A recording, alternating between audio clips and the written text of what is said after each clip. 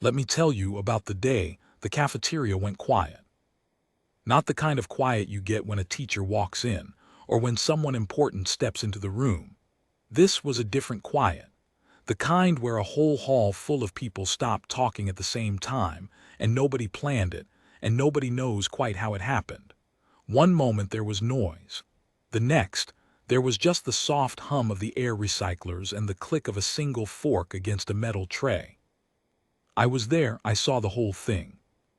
I should explain where there was, because I don't think you'd believe me if I just dropped you into the middle of it. My name is Selin. Back then I was a third-cycle student at the Coral Tier Academy, which sat on the inner ring of a station called Vethari Prime. If you've never seen a ring station, picture a wheel the size of a small moon, spinning slow and steady so the floor presses up under your feet and tricks your body into thinking it's planted on solid ground. We had real light there, piped in from mirror arrays, so it never felt like living in a tin can. It felt like a city. A clean, bright, very serious city, where everyone wore the same gray and blue uniforms, and everyone had somewhere important to be. The academy took students from 41 species. That was the whole point of it. The Concord, that's what we called the Alliance of Worlds back then, believed that the way to keep the peace was to raise the next generation together. Put a Threll kid next to a Demarian kid next to a Vosque kid, feed them the same lessons, and maybe they'd grow up trusting each other instead of pointing weapons at each other across some border line in the dark. It was a good idea, mostly it worked. My own people, the Ishi, are small and gray and quick. We have large eyes because our homeworld is a dim place and we're built for caution. We notice things. That's the polite way to say it. The less polite way is that we're nervous by nature, always reading a room, always tracking the nearest exit. I tell you this so you understand. I am exactly the kind of person who notices when a cafeteria goes quiet. It's practically my species' hobby. So the cafeteria. The Coral Tier dining hall was the biggest open room in the whole student wing. High curved ceiling, long tables, food stations along 3 of the walls.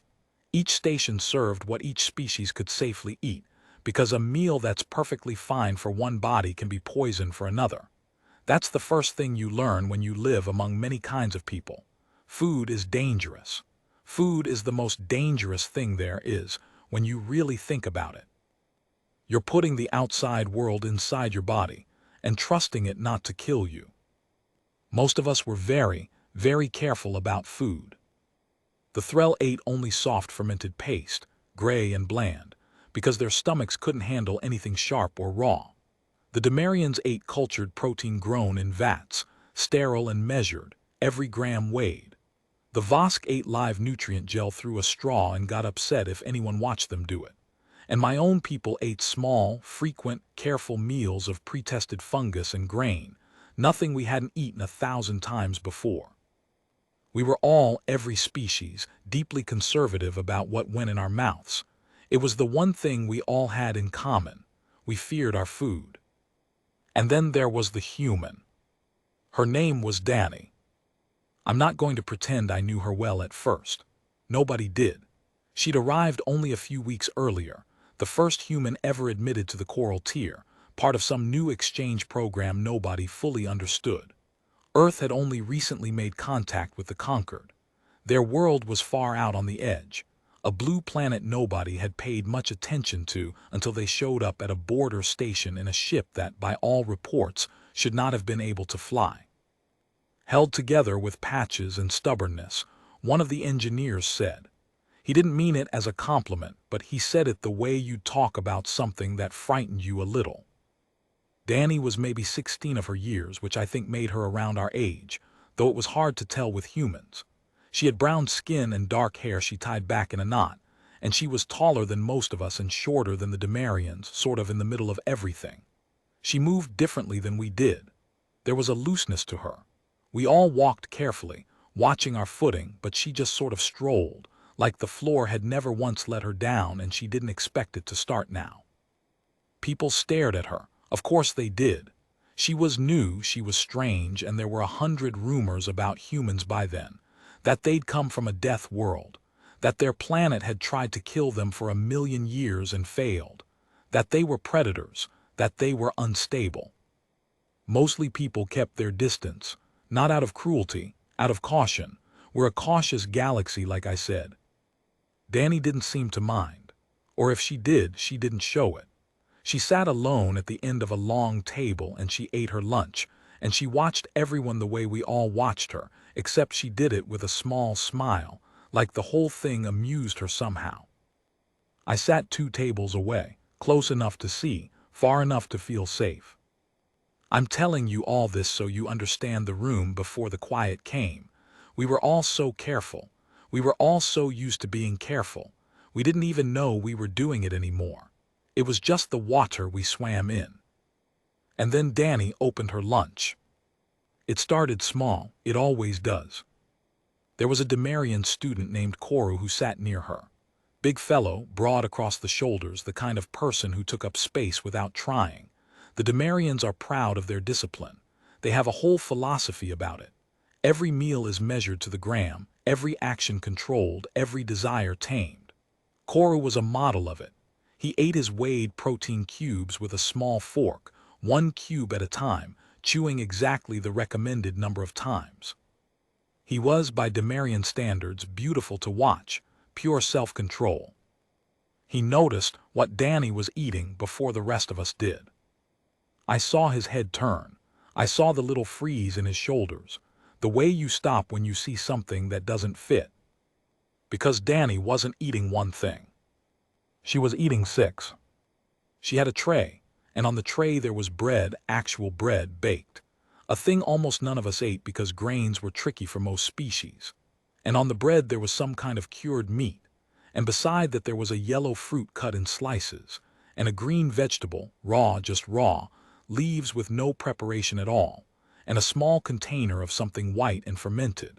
And to the side, a handful of dried red things that I would later learn were called chili peppers, and which I would also later learn were a kind of plant defense mechanism, a chemical weapon the plant had evolved to keep things from eating it. She was eating the plant's weapon, on purpose, for pleasure.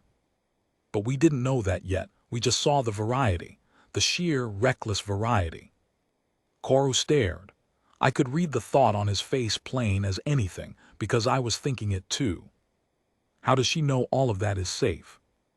Because that was the thing. That was the thing none of us could get past. We tested our food. We ate the same few approved items. We had whole institutions devoted to deciding what was safe to eat.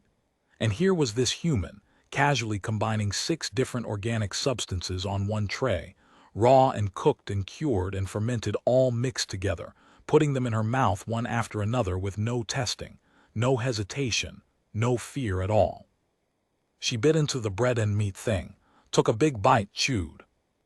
Then she picked up one of the raw green leaves, dipped it in the white fermented stuff, and ate that too.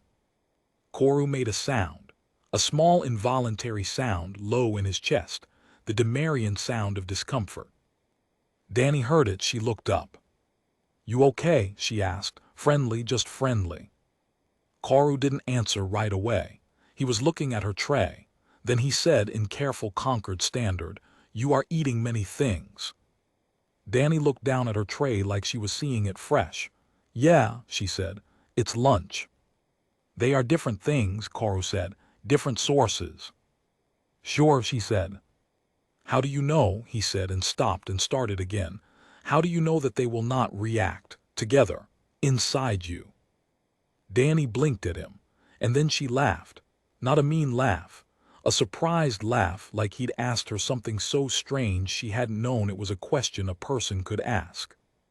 "They don't react," she said. "It's just food, you mix it up, that's the whole point, it tastes better mixed." And she popped one of the dried red chili things into her mouth and bit down. Now, I need you to understand what happened next, because it's the part that everyone remembers, and it's the part where the room started to change. A few of the other students had drifted over by then. Curiosity beats caution eventually, even in cautious people. There were maybe 5 or 6 of us close enough to watch, and a dozen more pretending not to. When Danny bit the chili pepper, her face changed. Her eyes went wide. Her skin flushed darker. Tears welled up at the corners of her eyes and ran down her cheeks. She started breathing faster through her mouth, fanning her face with one hand. Koru shot to his feet. So did two others. There was a Threll student named Isa who actually cried out, a high warbling note of alarm, because to all of us it looked exactly like one thing. Poison. It looked like she'd poisoned herself.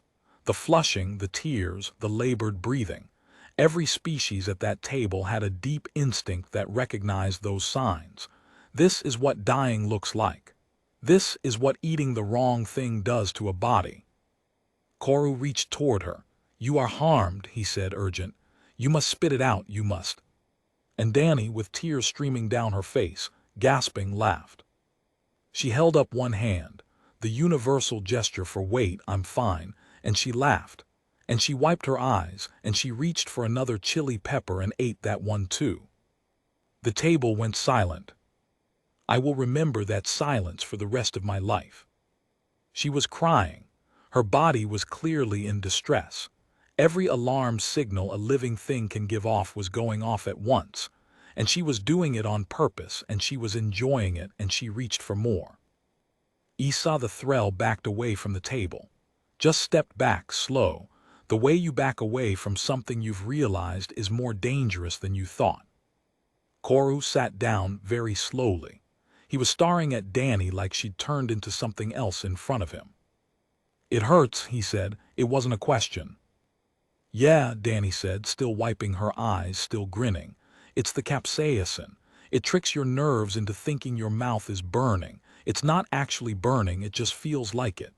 She took a sip of water, then waved that off too. "That makes it worse, actually. Water spreads it around."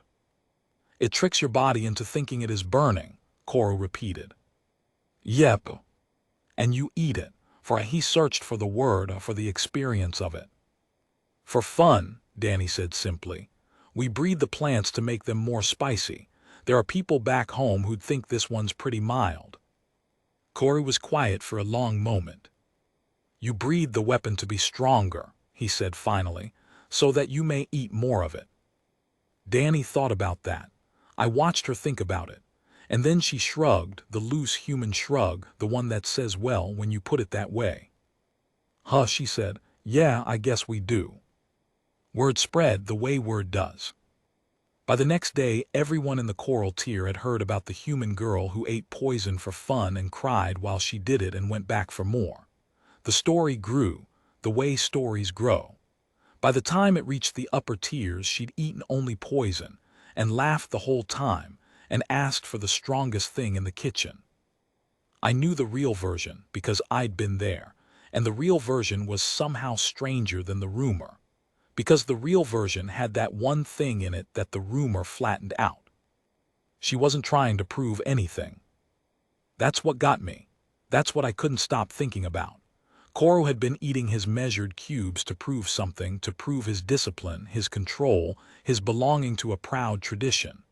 Everything we all did at that cafeteria, we did partly to prove something.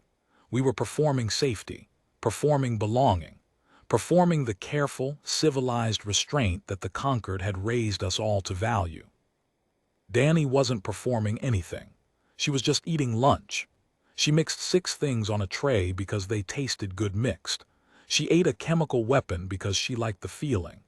She cried and laughed at the same time because that's apparently a thing human bodies can do, fall apart and have a wonderful time doing it. There was no performance in it at all. And that, I think, was what unsettled people more than the poison. We could understand bravado. We couldn't understand someone for whom this simply wasn't brave, for whom it was just Tuesday. I started watching her after that. I want to be honest about it. I wasn't her friend yet. I was studying her, the way my people study anything that frightens us, hoping that if I understood it I'd stop being afraid. And the more I watched, the more I noticed. It wasn't just the chili peppers, it was everything. There was the day she came in soaked through with sweat from the training fields, and I expected her to be in distress. When an ishi overheats, we have to lie down. We have to cool ourselves carefully. It's dangerous for us. But Danny just walked in dripping, grabbed a drink and sat down, completely fine. Cheerful, even. Later I learned that humans leak water through their skin on purpose to cool themselves down. They have a built-in cooling system that lets them keep moving in heat that would put most species flat on the ground. They evolved to chase things, to run them down over long distances until the prey simply couldn't run anymore.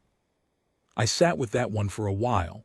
They evolved to chase things until the things died of exhaustion, not a fast predator, a patient one, the worst kind, the kind that doesn't stop.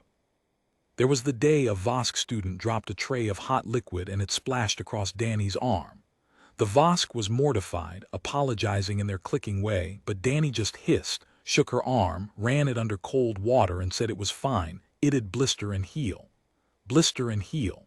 She talked about her own skin damage the way you talk about weather. Something that happens, then passes. There was the day she fell during a low-gravity exercise, came down hard on a metal rail and got up with a long scrape down her side, bleeding. Actually bleeding red the way humans do. And the thing I remember is not the blood. It's that she looked annoyed. Not afraid. Not in shock. Annoyed like the rail had inconvenienced her. She pressed a cloth to it and finished the exercise. For my people, an injury is an emergency. Blood is panic. We're prey animals at heart, even after all our civilization, and the sight of our own blood triggers something very old and very loud in us. To see her shrug it off, to see her treat a wound as a minor irritation and keep going, it did something to the way I understood the world. I had thought before the humans came that being civilized meant being safe, that all our care, all our caution, all our testing and measuring and restraint was what made us advanced. The pinnacle, the careful, clever species who'd conquered danger by avoiding it. And here was a person who'd grown up someplace so hostile that she didn't even register most of what we called danger. A person whose body could cool itself, heal itself, eat almost anything, and keep moving through pain that would stop the rest of us cold. She wasn't civilized the way we were. She was something older and harder, wearing a uniform. The first time we actually talked, really talked, was about 3 weeks after the lunch. I'd been working late in the botany lab. My specialty was xenoflora. I liked plants, partly because they couldn't sneak up on you. I was alone, or thought I was, when I heard the door and there she was, Danny, holding a small potted thing in her hands. "Oh," she said, "sorry, didn't know anyone was here." "It's fine," I said. My standard was decent, but my voice came out smaller than I wanted it to. I'm not proud of that. She looked at the rows of specimens. "You study these?" "Yes." "Cool." She held up her pot. "I was trying to figure out if I could grow this. The kitchen won't stock it and I'm losing my mind a little." I came closer, careful, and looked. It was a small green plant with serrated leaves and tiny developing fruit. "What is it?" I asked. She grinned, the grin I'd come to recognize. "Chilies," she said. I think I actually took a step back. I couldn't help it. She laughed, but gently this time. "You were there," she said. "At lunch, the first week. I saw you. You're the gray one with the big eyes who looks like everyone's about to attack you." I didn't know what to say to that. It was so accurate it almost hurt. "My people are cautious," I managed. "Yeah," she said. "I noticed. Everyone here is, sort of. It's like the whole station's holding its breath." She set the pot down on a bench. "It's not a criticism, it's just different from home." "What is home like?" I asked. I don't know where the courage came from. Curiosity, I suppose. The thing that always beats caution in the end. She thought about it. "Loud," she said. "Crowded. Hot where I'm from. There's weather that can kill you, and animals that can kill you, and plants that can kill you, and we just live there anyway. We build houses where the storms come, and we rebuild them when they get knocked down. We grow food in dirt that floods. We've got 8 billion people, and most of them are fine." She picked at a leaf. I didn't realize it was strange until I got here. The way we live. I thought everybody just pushed through stuff. We don't push through stuff, I said. We go around it. She looked at me and something passed over her face. Not pity, more like she just understood something. Yeah, she said softly, I'm getting that. I want to tell you about the chili plant because I think it's the key to all of it. It became a kind of project between us. She kept it in the botany lab and I helped her tend it, and somewhere in there we became friends, real friends, the kind you don't decide to become. You just look up one day and there it is. But the plant taught me something I never forgot. Capsaicin, the chemical that makes the pepper burn, exists for one reason. The plant makes it to protect its seeds. Most animals that bite into a chili pepper learn very fast not to do it again. It's the plant saying, in the only language a plant has, do not eat me. It's a threat, a chemical scream. And humans heard that scream and felt that burn, and decided they liked it. Not only that, they took the plant home. They cultivated it. They protected it and watered it and bred it, generation after generation, selecting for the ones that screamed the loudest. They turned the plant's defense into the plant's reason to be loved. The chili pepper is one of the most widespread plants on the entire human world now, spread across the whole planet, grown by the billions, because it tried to threaten them and they were charmed.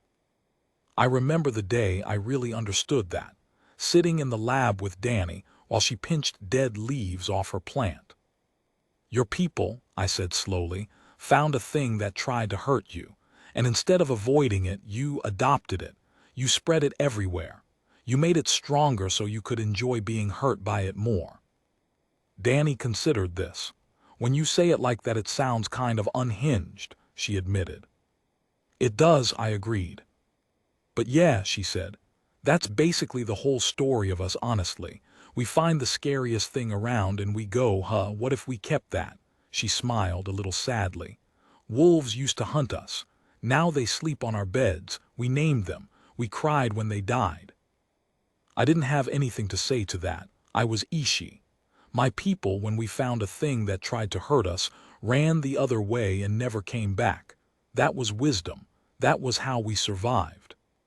But sitting in that lab, watching Danny coax a poison plant into bloom because she loved the way it hurt her, I started to understand that there was another way to survive. A way I'd never imagined because my people could not have survived it. You could meet the dangerous thing. You could refuse to be afraid of it. You could take it home and feed it and make it yours. It was the most alien thing I had ever encountered. It was also, and I didn't want to admit this, the bravest. Now I have to tell you about the soldiers, because that's where this story is really going. The lunch was just the start. The lunch was just the moment the rest of us first noticed. What came after was the part that changed everything, and it started about 2 months into Danny's time at the academy, when the Vosque honor detachment came to Vethari Prime. You have to understand what the Vosque were in those days. The Concord was an alliance, but it wasn't a happy family. There were old grudges in it and old fears, and the Vosque sat right at the center of most of them. They were a military people, tall, armored, proud in a cold way that made the Demarians look warm by comparison. Their soldiers were famous across 40 worlds, disciplined, lethal, utterly without mercy in a fight. They didn't bluff. They didn't bend. The Vosque had a saying that went something like the strong write the rules and the weak read them, and they believed it down to their bones. They were technically our allies, but everyone was a little afraid of them, and they liked it that way. The honor detachment came to the academy for a ceremony, some diplomatic thing, a treaty anniversary, a show of unity between the worlds. A dozen Vosque soldiers in full ceremonial armor, plus their commander, a towering figure named Vashon Kale, who had a reputation that arrived before he did. He'd fought in the border wars. He'd done things in those wars that people only mentioned in low voices. He was the kind of soldier who made other soldiers nervous. And the whole academy was on its best behavior because the Concord wanted this visit to go smoothly. We were told to be respectful, to be quiet, to stay out of the way. We were also told quietly by our own teachers to keep the human student out of sight. I overheard it. I have good ears like all my people. One of the instructors said it to another in a corridor. Keep the human away from the Vosque. We don't know how they'll react and we can't afford an incident. The Vosque and the humans had history, you see. Not much of it because the contact was so new. But there'd been an incident at the border, that ship that shouldn't have been able to fly, the one Danny's people came in on. It had crossed into a zone the Vosque claimed. There'd been a standoff. The Vosque had demanded the humans turn back, and the humans, by all accounts, had simply refused, not aggressively, just calmly. No, we're going through, and they'd gone through, and the Vosque, for reasons nobody fully understood, had let them. The Vosque did not forget being refused. It was not in their nature. They'd been telling themselves a story ever since about how it had happened, and none of the versions made them look good, and that made them angry, and the anger had nowhere to go. So you can see why the teachers were nervous. And you can probably already guess that it didn't work, keeping Danny out of sight, because of course it didn't. This is that kind of story. The ceremony was held in the grand concourse, the big open hall at the center of the student wing, with the high glass dome that let in the mirror light. The whole school was there, packed along the edges, all of us in our gray and blue, watching the Vosque Honor Detachment stand in a perfect line in the center of the floor. They were magnificent, I'll admit it. 12 soldiers in armor that gleamed, standing so still they might have been statues. Their commander Vosque at the front with his arms crossed and his face like cut stone. There was a kind of terrible beauty to that much controlled violence holding so perfectly still. The speeches happened. The headmaster spoke about unity. A Concord official spoke about peace. Vosque spoke, briefly in the cold, flat Vosque way, about strength and obligation and the price of weakness. It was not a friendly speech. It was the speech of someone reminding everyone in the room who they should be afraid of.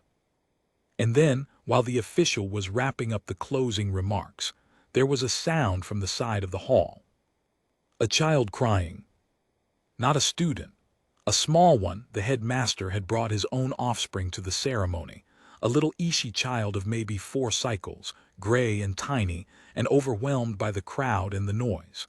The child had wandered, slipped away from its minder in the press of bodies, and it had wandered in the way small frightened things do, toward the only open space in the whole packed hall. The center of the floor. Right toward the Vosque. The hall went very still. I felt my own breath stop.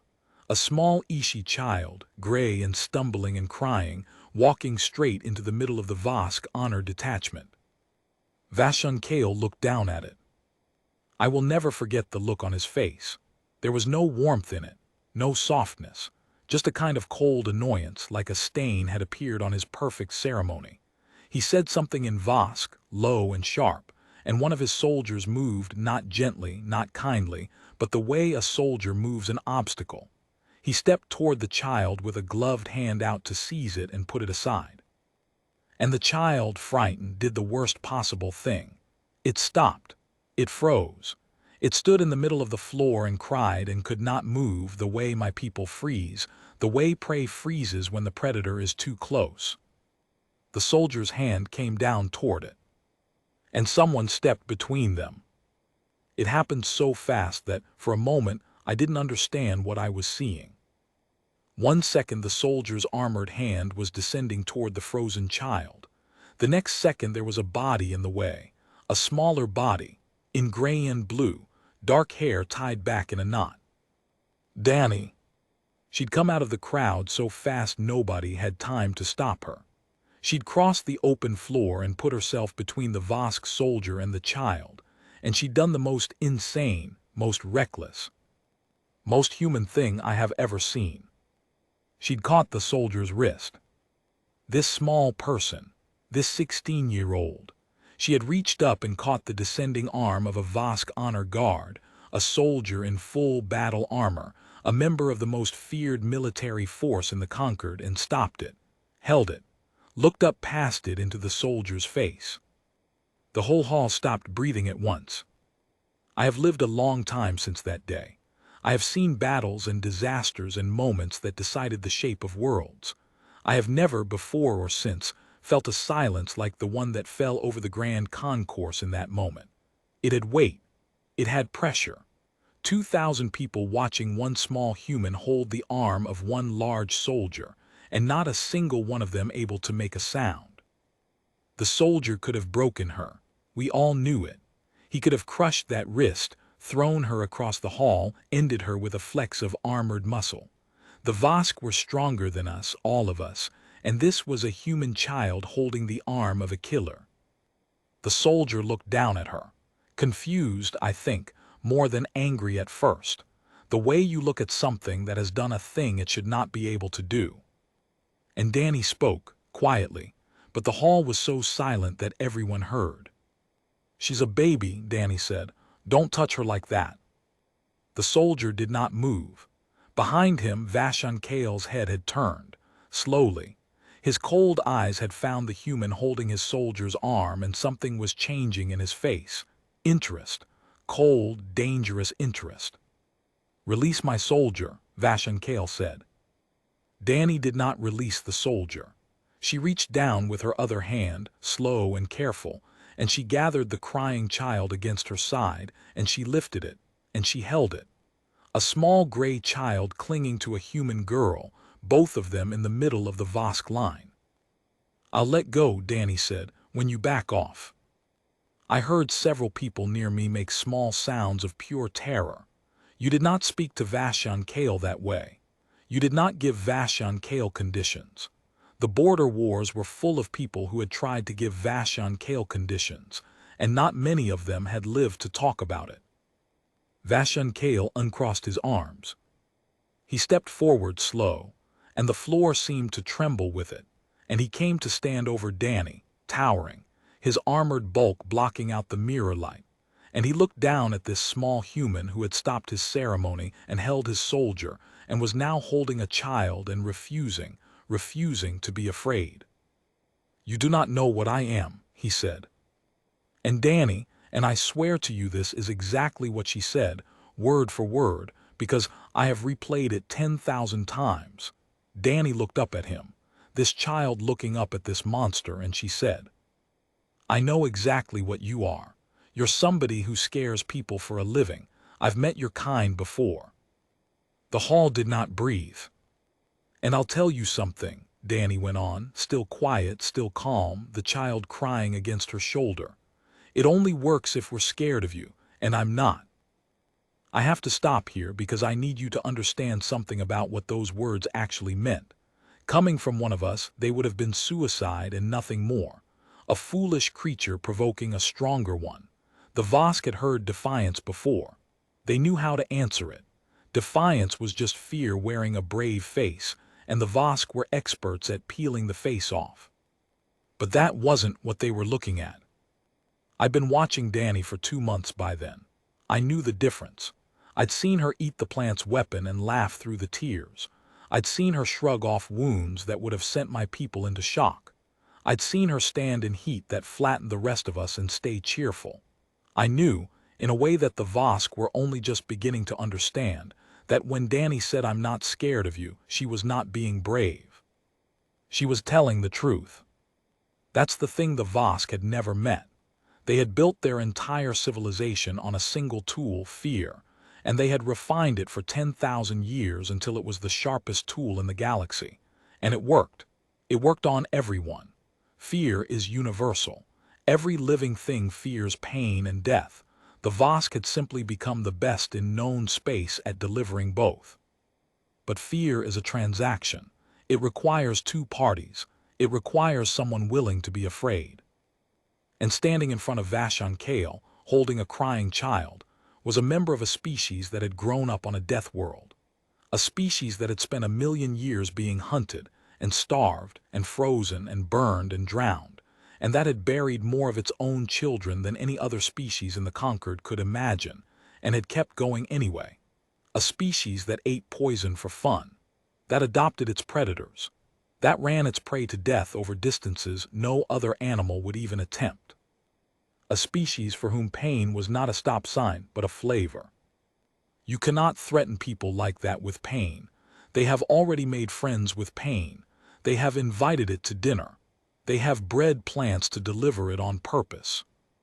Vosque was holding up the one weapon his people had ever needed, the weapon that had never once failed them. And it didn't work. He looked down at Danny, and Danny looked up at him, and I watched the most powerful soldier in the Concord try to find the fear in her eyes, the fear that should have been there, the fear that was always there, in everyone, the fear his whole life was built on finding and using. And it wasn't there. I saw the moment he realized it. Something flickered behind that cold stone face. Just a flicker. But I was Ishi and I noticed things and I saw it. It was the first time in a very long time that Vosque had been afraid. So where I left off. 2,000 people holding their breath. A human girl with a crying child on her hip, holding the wrist of a Vosque soldier. And Vosque, the most feared commander in the Concord, looking down into her face and finding, for the first time in longer than he could remember, that the fear he was looking for simply wasn't there. I told you I saw the flicker in his face. I want to tell you what came after the flicker, because that's the part that mattered. He didn't strike her. I think most of the room expected him to. I think part of the room wanted him to, the dark part that wants to see what happens when the brave thing meets the strong thing, the part of us that slows down to watch a disaster. But Vosque did not strike her. Instead, he did something stranger. He stood very still, and he studied her, the way you study a problem that has refused to solve itself the way it always had before. "You hold a child," he said at last. "Yeah," said Danny. "You placed yourself between my soldier and the child." "Yeah." "Why?" It wasn't really a question. It was more like he genuinely did not understand, and the not understanding was bothering him more than the defiance had. Danny shifted the child higher on her hip. The little one had stopped crying as hard, the way small ones do when someone holds them like they mean it. It was hiding its gray face against her neck. "Because she's small," Danny said, "and she's scared, and your guy was about to grab her like she was a piece of furniture." She looked at the soldier whose wrist she was still holding. "No offense." "You do not know this child," Vosque said. "Doesn't matter." "She is not of your species." "Doesn't matter." "She is nothing to you," Vosque said, and there was an edge in it now, something almost like frustration, like he was trying to make her admit a truth that would put the world back the way it was supposed to be. "You owe her nothing. You gain nothing. You risk everything for nothing." And Danny, I remember this so clearly, Danny actually looked annoyed, like he was being slow about something obvious. "That's not how it works where I'm from," she said. "You don't help people because of what you get, you help them because they need it and you're there." She finally let go of the soldier's wrist. The soldier did not move. Nobody moved. "We've got a word for the other thing, the thing you're describing, where you only help if there's something in it for you." She paused. "We don't think very much of it. I need to tell you about the Vosque and children, because it's the thing that made what happened next make sense. The Vosque did not protect their weak. That was the cold center of their whole philosophy. The strong write the rules and the weak read them. It applied to their own offspring too. Vosque children were tested young, sorted young, and the ones found wanting were set aside. I won't say more than that. It was a hard culture. It made hard people. It was, in its own terrible way, very successful. But it also meant that no Vosque had ever in living memory seen what Danny did. Seen a stranger risk herself for a child that wasn't hers, of a species that wasn't hers. For no gain at all. To the Vosque this was not virtue, it was nonsense. It violated the deepest law they had. The weak should be left to their weakness. That was the whole point. That was the engine that made the Vosque strong. And here was a human, A member of a species the Vosque had already decided was beneath them, doing the nonsensical thing without hesitation, as if it were the most natural thing in the world. It broke something in Vosque's understanding. I could see it. He had a framework for everything, and the human girl did not fit in it anywhere. "Your species came through the border zone," he said slowly. "My fleet ordered you to turn back. You refused." "I heard about that," Danny said. "Wasn't me, I was just a kid, but yeah, that sounds like us." "Why did you refuse? Why did you let us through?" Danny shot back, and the whole hall flinched because nobody asked Vosque questions. Nobody turned it around on him like that. But he answered. That was the astonishing thing. He actually answered. "Because," he said, and stopped. And for a long moment the most feared soldier in the Concord stood in silence in the center of the hall, in front of 2,000 people, looking for the truth. "Because your ship should not have been flying," he said finally.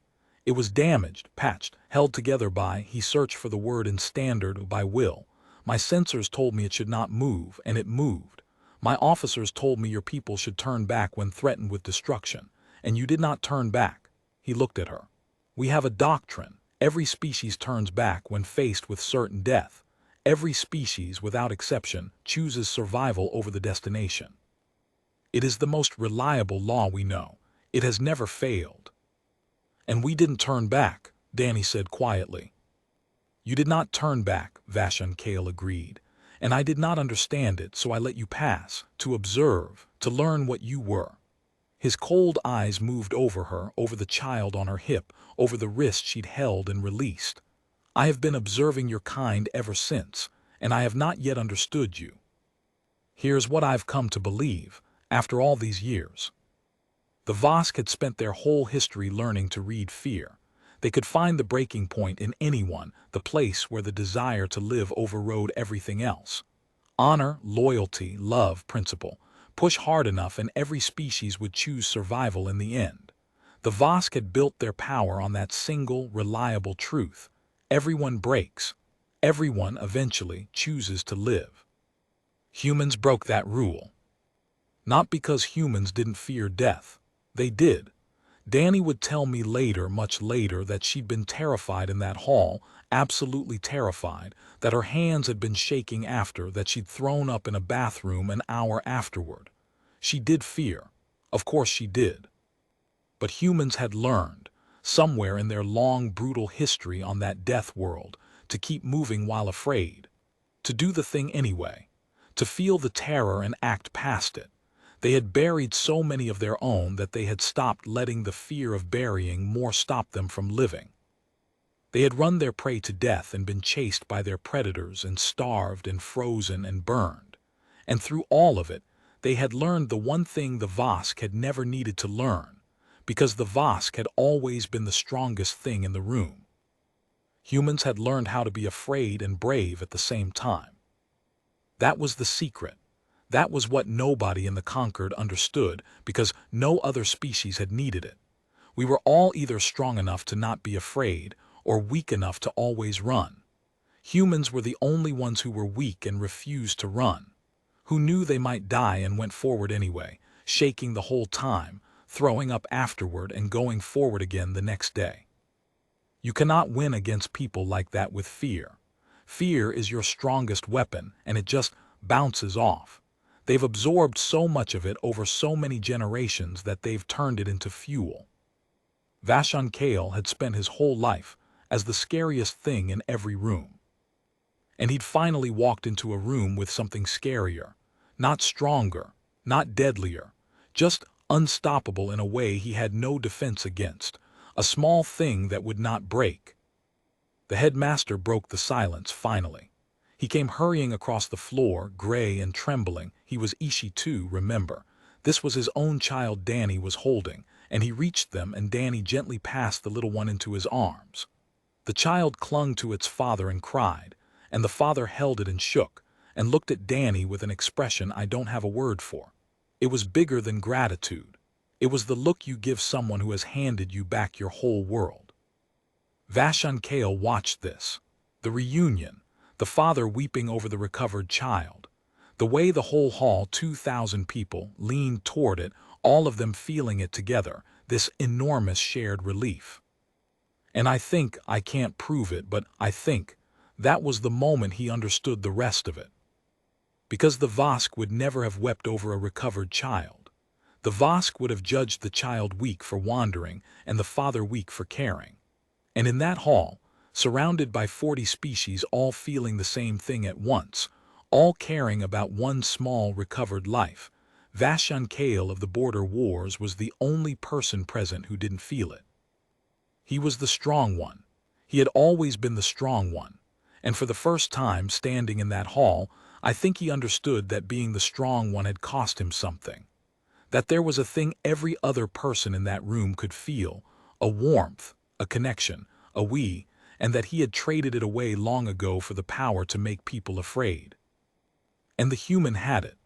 The human had walked into the scariest moment of her life to protect a stranger's child, and she'd been terrified, and she'd done it anyway, and now the whole hall loved her for it, and she would have that for the rest of her life. That belonging, that warmth, that we. And he would not. He had won every fight he'd ever been in, and he was standing in a room full of people who would never, not once, step between a soldier and a stranger to save him. He turned to go. That was it, no threat, no speech. He gave a single short command in Vosque and his soldiers fell back into their line and he turned to leave the hall. The ceremony was over. Whatever the diplomats had wanted from it, they weren't going to get it now. But at the door he stopped, and he turned back, and he looked across the whole length of the grand concourse, past 2,000 people, to where Danny stood with the headmaster. "Human," he called. His voice carried, it always did. Danny looked up. "Your ship," Vosque said. "At the border, the one that should not have flown." He paused. "We recovered the flight logs after. We studied them for a year. We could not understand how it stayed in the sky." Another pause. "It was held together with 'your people had a word in the logs, a word we could not translate. The pilot wrote it many times. Hope." The hall was silent. "We have no word for it," Vosque said. "In all our language we never needed one." And then, after a long moment, "I think that is why you frighten us." And he left. I wish I could tell you the Vosque changed overnight. That's how these stories are supposed to go. The hard man learns the lesson and softens, and everyone lives happily. But life isn't a story, and the Vosque didn't change overnight. And Vosque went back to his fleet and went on being a hard man on a hard world for years afterward. But things did change, slowly, the way real things change. The Vosque stopped pushing at the human border. Quietly. No announcement. They just stopped. And when the next border dispute came, 2 years later, far away from us, and a Vosque fleet faced down a Concord patrol, and everyone braced for the Vosque to do what the Vosque always did, push until the weaker side broke. They didn't push. A human captain was part of that patrol, you see, and the word had spread by then through the Vosque fleets, the way fear stories spread through fearful people. Do not play the fear game with humans. It does not work. They do not break. And when you find the bottom of their fear, there is something underneath it that you cannot defeat, and you will not like meeting it. So they stopped, and the dispute was settled with words instead of weapons, for the first time in that whole region in 100 years. People credit the diplomats for that, the treaties, the negotiations, and sure, the diplomats did their work. But I was in the grand concourse that day. I know where it really started. It started with a small human putting herself between a soldier and a child she'd never met, and refusing to be afraid. And a hard old killer realizing he'd finally met something his oldest weapon couldn't touch. It started, if you go back far enough, with a lunch tray. Danny and I stayed friends for years. The chili plant lived, by the way. We got it to fruit. She made me try a piece once, the smallest possible piece, a fleck of one, and I cried for an hour and my mouth burned and I was furious with her and she laughed until she couldn't breathe, and then she got me cold milk to fix it and apologized, and we were both still laughing about it the next day. I never tried it again, but I'm glad I did it once. It's the closest I ever came to understanding her people from the inside. The way they walk right up to the thing that hurts and shake its hand. She graduated, went on to do well. That's a different story and a longer one, and parts of it aren't mine to tell. She did big things, some of them you'd have heard of if you follow that kind of history. She never lost the looseness in the way she walked, the sense that the floor had never once let her down, and she never stopped collecting the dangerous things. Last I heard, she had a whole greenhouse of them, plants that bite, plants that burn, plants that other species won't go near. All of them tended and loved and bred to be more themselves. I asked her about it once, near the end of our time at the academy. Why she did it.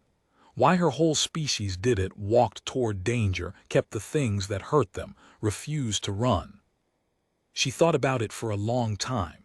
We were in the botany lab where it had all started. The mirror light was coming down soft and golden through the dome. I don't think we decided to be like this, she said finally. I think the planet decided for us. It tried to kill us for 1,000,000 years. Everything on it tried to kill us. And the ones who ran from danger, they didn't have anywhere to run, you know. The whole place was dangerous. There was no safe corner to hide in, so running didn't help. She picked at a leaf, the way she always did. The ones who lived were the ones who turned around and looked the dangerous thing in the eye and figured out how to live with it anyway, how to use it, how to make it ours. She shrugged. After 1,000,000 years of that, I don't think we know how to do anything else. We see something scary and something in us just goes, okay, how do we make friends with this? Even when it can't be made friends with, I said. Even then, she agreed. Especially then, she smiled. That's what scared your scary soldier, I think. He'd spent his whole life being the dangerous thing, and we don't run from dangerous things. We walk up to them and start figuring out how to live alongside them. He didn't know what to do with that. Nobody ever wanted to understand him before. They just wanted to get away from him. I sat with that for a while. Selen, she said. Yes. You guys aren't actually weak, you know, your people, the cautious ones. She was looking at me very seriously now. Caution's smart. Most of the galaxy got to be old and wise and safe by being careful. We got to be whatever we are by being reckless on a planet that punished reckless harder than anywhere else. We're not better than you. We're just what that planet made. We're not brave because we're good. We're brave because the alternative didn't survive. I have thought about that a great deal over the years. I think she was being modest. I think there's more to it than that. But I also think she put her finger on something true. Bravery isn't a virtue the way we'd always thought of it. It's a scar. It's what a species looks like when its home spent 1,000,000 years trying to kill it and failing. Every brave thing the humans do, every reckless, beautiful, impossible thing, is a wound that healed wrong in exactly the right way. They are the children of a world that could not break them. And they came out into the galaxy carrying a word the rest of us never needed.